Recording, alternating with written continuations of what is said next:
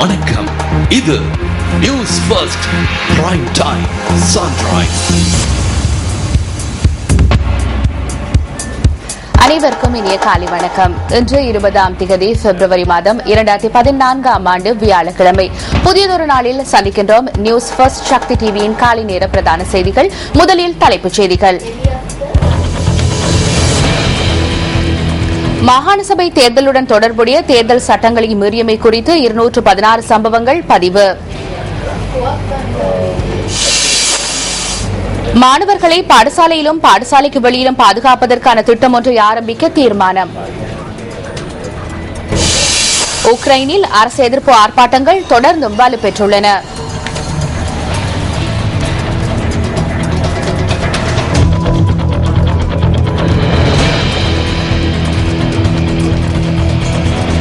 இனி உள்நாட்டுச் செய்திகள். மாகாண சபை தேர்தலுடன் தொடர்புடைய தேர்தல் சட்டங்களை மீறியமை குறித்து 216 சம்பவங்கள் பதிவாகியுள்ளதாக தேர்தல்கள் செயலகம் அறிவித்துள்ளது. சட்டவிரோத தேர்தல் பிரசார கூட்டங்கள் மற்றும் ஊர்வலங்களை நடத்தியமை தொடர்பில் 49 சம்பவங்கள் பதிவாகியுள்ளதாக தேர்தல் முறைப்பாட்டு பிரிவு தெரிவிக்கின்றது. கொழும்பு மாவட்டத்திலேயே அதிகபட்சமாக 59 முறைப்பாடுகள் பதிவாகியுள்ளன. கம்பஹா மாவட்டத்தில் 21 முறைப்பாடுகளும், களுத்துறை மாவட்டத்தில் 32 முறைப்பாடுகளும் பதிவாகியுள்ளதாக தேர்தல்கள் செயலகம் குறிப்பிடுகிறது. அத்துடன் தேர்தல் சட்டங்களை மீறியமை தொடர்பில் காலி மாவட்டத்தில் 21 முறைப்பாடுகளும், மாத்தறை மாவட்டத்தில் 24 முறைப்பாடுகளும், ஹம்பாந்தோட்டை மாவட்டத்தில் 23 முறைப்பாடுகளும் கிடைத்துள்ளதாக தேர்தல் முறைப்பாட்டு பிரிவு தெரிவிக்கின்றது. சட்டவிரோத தேர்தல் பிரசார சுவரொட்டிகள், பதாதைகள் மற்றும் கட்டவுட்டுகளை காட்சிப்படுத்தப்பட்டமை தொடர்பில் 41 முறைப்பாடுகளும், பொருட்களை விநியோகித்தல் தொடர்பாக 8 முறைப்பாடுகளும், அரச வாகனங்களை பயன்படுத்தியமை தொடர்பில் 18 முறைப்பாடுகளும் கிடைத்துள்ளதாக தேர்தல்கள் செயலகம் தெரிவிக்கின்றது.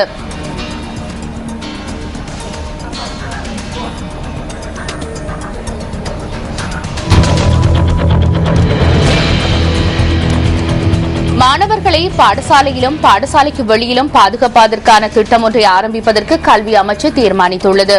அதிபர்கள், பாடசாலைகளில் ஆலோசனைகளை வழங்கும் ஆசிரியர்கள், மத தலைவர்கள், பழைய மாணவர்கள், மாணவ தலைவர்கள், பெற்றோர்கள் மற்றும் பிரதேசவாசிகளை இணைத்து பாடசாலை மட்டத்தில் இந்த நடவடிக்கைகளை முன்னெடுக்க உள்ளதாக கல்வி அமைச்சர் பந்துல குணவர்த்தன தெரிவிக்கின்றார்.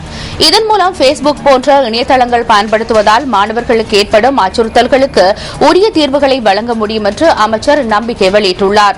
இதனை தவிர பாடசாலைகளிலும் வெளியிடங்களிலும் மாணவர்கள் துஷ்பிரயோகத்திற்கு உள்ளாவதை தடுப்பதற்கும் அவர்களுக்கு எதிரான நடவடிக்கைகளை கட்டுப்படுத்துவதற்கும் இதனூடாக ஆலோசனைகளும் பரிந்துரைகளும் வழங்குவதற்கு திட்டமிட்டுள்ளதாக அமைச்சர் தெரிவித்தார். இந்த முறை பாடசாலை தவணை நிறைவடைவதற்கு முன்னர் இதற்கான நடவடிக்கைகள் முன்னெடுக்கப்பட உள்ளதாக கல்வி அமைச்சர் மேலும் சுட்டிக்காட்டினார்.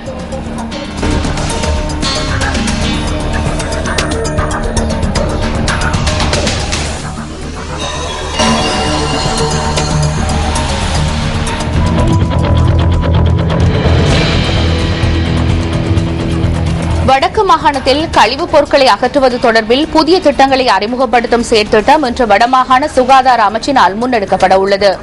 திண்ம, திரவ கழிவுகளை அகற்றுவதில் எவ்வாறு நடைமுறை அறிமுகப்படுத்தப்பட உள்ளது என்பது தொடர்பாக அறிந்து கொள்வதற்காக வடமாகாண சுகாதார அமைச்சர் சத்தியலிங்கத்துடன் நாங்கள் தொடர்பினை ஏற்படுத்தியிருக்கின்றோம்.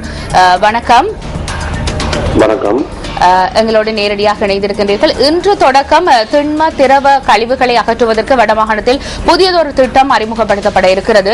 இது தொடர்பாக உங்களுக்கு விளக்க முடியுமா? நாங்கள் வடக்கு மாகாணத்தில் இதுவரையில திண்ம, திரவ கழிவு முகாமைத்துவம் தொடர்பான ஒரு முறையான திட்டமிட்ட வகையில நடைபெற இல்லை. ஆனபடினால நாங்கள் எங்களுடைய முதலமைச்சர் அவருடைய ஆலோசனை இல்லை வழிகாட்டலில் நாங்கள் இன்றைக்கு ஏற்கனவே நாங்கள் ஒரு சந்திச்சிருக்கிறோம். இன்றைக்கு கிளிநொச்சி கரைச்சி பிரதேச சபையில உள்ளூராட்சி திணைக்களங்கள் எல்லாத்திலையும் கௌரவ தவிசாளர்கள், செயலாளர்கள் எல்லாரும் வருவினம். அவர்கள் வரும்போது அவர்கள்ட்ட உள்ள இப்போது இந்த திண்ம, திரவ கழிவு முகாமைத்துவம் தொடர்பான வளங்கள் என்னென்ன இருக்கு என்ற சம்பந்தமான தகவல்களுடன் வர சொல்லி நாங்கள் அவர்களை கேட்டிருக்கின்றோம். இந்த கூட்டத்தில் நாங்கள் இந்த திண்ம, திரவ கழிவு முகாமைத்துவம் தொடர்பான நிபுணர்களையும் நாங்கள் அழைத்திருக்கின்றோம். இருக்கிற வளங்களை பயன்படுத்தி வடக்கு மாகாணத்தில் மேலதிகமான வளங்கள் என்ன தேவை, இதன் மூலம் நாங்கள் வடக்கு மாகாணத்துக்குரிய ஒரு திண்ம, திரவ கழிவு முகாமைத்துவம் தொடர்பான ஒரு திட்டமிடலை மேற்கொண்டு வடக்கு மாகாணத்தில் இந்த திட்டத்தை அமல்படுத்துவதற்குரிய ஆரம்பகட்ட நடவடிக்கையாக இது இன்றைக்கு ஒழுங்கு செய்யப்பட்டிருக்குது. குறிப்பாக ஒரு கேள்வியை நாங்கள் கேட்க விரும்புகிறோம். இந்த வடமாநிலத்தில் மாத்திரமல்ல, முழு நாடும் முழு இலங்கையும் எதிர்நோக்குகின்ற ஒரு பிரச்சனை பொலித்தீன் பாவனை. இது தொடர்பாக உங்களிடம் ஏதாவது விசேட திட்டம் இருக்கிறதா? இந்த பொலித்தீன் பாவனை தொடர்பாக எங்களுடைய கௌரவ விவசாய அமைச்சர் ஒரு திட்டத்தை அறிமுகப்படுத்தி இருக்கின்றார். கடந்த வாரம் இது தொடர்பான ஒரு கூட்டமும் அங்குலப்பண கூட்டமும் யாழ்ப்பாணத்தில் நடைபெற்றது. இதில் இந்த இலங்கை அரசாங்கத்தினால் பயன்படுத்தலாம் என அறிவிக்கப்பட்ட பொலித்தீன் வகைகள் மாத்திரம் யாழ்ப்பாணத்திலும் பயன்படுத்தலாம் என்ற ஒரு அறிவித்தல் அவரால் வழங்கப்பட்டிருக்கின்றது. இந்த திண்மத்திரவ கழிவு முகாமைத்துவம் தொடர்பான திட்டம் அமலுக்கு வரும் பட்சத்தில் இந்த சூழல் மாசடைதல் மற்றும் இந்த சூழல் மாசடைதலால் ஏற்படுற தொற்றாத நோய்களின் தாக்கத்தை குறைக்கலாம். அதே நேரத்தில் இந்த திண்மத்திரவ கழிவு முகாமைத்துவம் ஒழுங்கற்ற விதத்தில் காணப்படுறதால நிறைய தொற்று நோய்கள் பரவக்கூடிய சாத்தியம் இருக்கிறதால இந்த திட்டத்தை நாங்கள் நடைமுறைப்படுத்துவதன் மூலம் சூழல் மாசடைதல், தொற்று நோய்களை தடுத்தல் மற்றும் தொற்றாத நோய்களை கூட தடுக்கக்கூடிய நிலைமை எதிர்காலத்தில் காணப்படலாம்.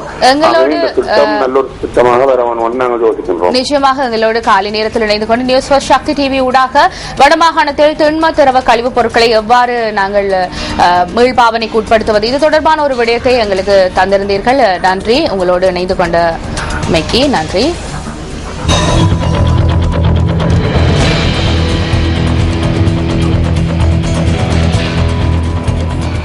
மட்டக்களப்பு கரடியனாறு பகுதியில் புதிதாக நிர்மாணிக்கப்பட்ட தானிய களஞ்சிய சாலை நேற்று திறந்து வைக்கப்பட்டது. ஐரோப்பிய ஒன்றியத்தின் இலங்கை மற்றும் மாலைதீவு ஆகிய நாடுகளுக்கான தூதுவர் டேவிட் டாலி இதனை திறந்து வைத்தார். ஐரோப்பிய ஒன்றியத்தின் 44 லட்சம் ரூபாய் நிதியுதவியின் மூலம் கரடியனாறு தானிய களஞ்சிய சாலை நிர்மாணிக்கப்பட்டுள்ளது.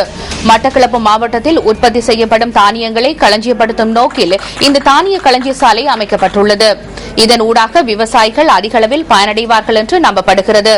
இந்த நிகழ்வில் மட்டக்களப்பு மாவட்ட மேலதிக அரசாங்க அதிபர் மற்றும் கமர்ல சேவைகள் திணைக்களத்தின் உதவி ஆணையாளர் உள்ளிட்ட பலர் கலந்து கொண்டதாக எமது பிராந்திய செய்தியாளர் தெரிவித்தார்.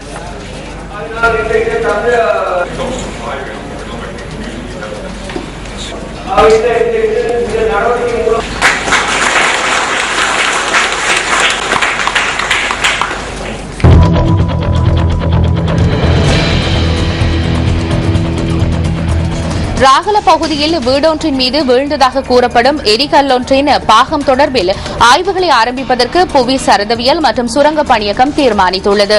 இது தொடர்பில் இன்று விசேட கலந்துரையாடல் இடம்பெறவுள்ளதாக பணியகத்தின் பணிப்பாளர் நாயகம் அனில் பீரிஸ் தெரிவிக்கின்றார். வலப்பன ராகல தோட்டத்தில் உள்ள வீடொன்றின் மீது கடந்த 16ஆம் திகதி ஒரு வகை பதார்த்தம் ஒன்றின் பாகம் வீழ்ந்துள்ளது. அத்துடன் அந்த பொருள் வீழ்ந்த பகுதி தீப்பற்றியுள்ளது. இதேவேளை பேராதனை பல்கலைக்கழகத்தின் புவி சரதவியல் ஆய்வு பிரிவு இது தொடர்பான ஆய்வு நடவடிக்கைகளை ஆரம்பித்துள்ளது. ஆயினும் எரிகல் வீழ்ந்த இடத்திலிருந்து கொண்டுவரப்பட்ட பாகங்களிலிருந்து எந்தவித பதார்த்தமும் கிடைக்கவில்லை என்று பல்கலைக்கழகத்தின் உபவேந்தர் பேராசிரியர் அதுல சேனாரத்ன தெரிவிக்கின்றார்.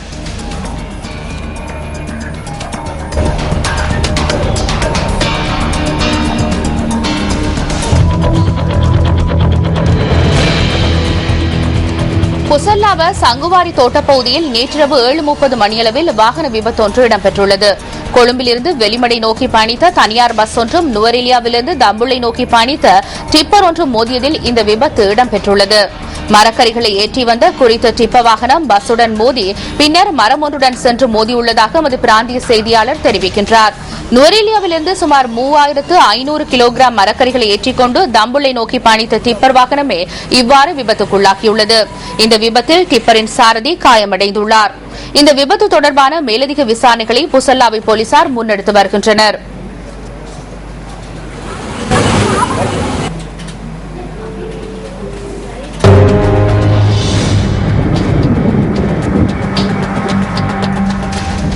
இன்றைய வானிலை தொடர்பான தகவல்களை அறிந்து கொள்வதற்காக வளிமண்டலவியல் திணைக்களத்தின் வானிலை அதிகாரி கே சூரியகுமாரனுடன் நாம் ஸ்கைப் ஊடாக தொடர்பினை ஏற்படுத்தி இருக்கின்றோம். வணக்கம். இன்று நாட்டில் எவ்வாறான காலநிலை நிலவுகின்றது என்பது தொடர்பாக எங்களுக்கு அறிய முடியுமா? இன்று வடக்கு மத்திய கிழக்கு ஊவா மாகாணங்களின் சில பகுதிகளிலும் காலி மாவட்டத்தின் சில பகுதிகளிலும் மழைப்படும். இதனை தவிர நாட்டின் அநேகமான பகுதிகளில் பிற்பகல் அல்லது மாலை வேளைகளில் இடியுடன் கூடிய மழை காணப்படும். இந்த இடியுடன் கூடிய மழை காணப்படும் சந்தர்ப்பங்களில் காற்று சற்று பலமானதாக வீசும். அதேவேளை கடல் பிராந்தியங்களை பொறுத்தவரையில் திருவோணமலை முதல் பொத்துவில் அம்பாந்தோட்டை ஊடான காலி வரையான ஆழ்கடல் பிரதேசங்களிலும் இடியுடன் கூடிய மழை காணப்படும். கடல் பிராந்தியங்களில் காற்றின் வேகமானது மணித்தாரத்துக்கு 30 கிலோமீட்டர் முதல் 40 கிலோமீட்டர் வரையான வேகத்தில் வடகிழக்கு திசையிலிருந்து காற்று வீசும். அம்பாந்தோட்டை ஊடான காலி வரையான ஆழ்கடல் பிரதேசங்கள் சற்று கொந்தளிப்பாக காணப்படும். இந்த பிரதேசங்களில் காற்றின் வேகமானது மணித்தாரத்துக்கு 50 கிலோமீட்டர் வரை அதிகரித்து வீசலாம்.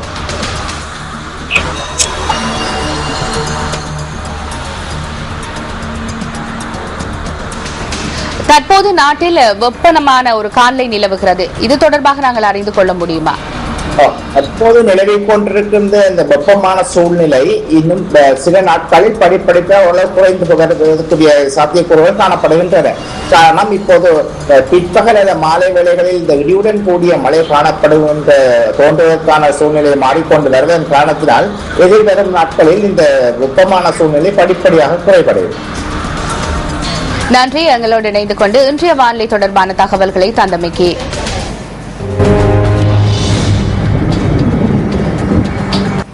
இத்துடன் நியூஸ் ஃபர்ஸ்ட் சக்தி டிவியின் காலை நேர பிரதான செய்திகள் நிறைவுக்கு வருகிறது. தொடர்ந்தும் சக்தி டிவியோடு இணைந்திருங்கள். வணக்கம். Hotline 0114-896-896 www.newsfirst.lk. Feedback at newsfirst.lk.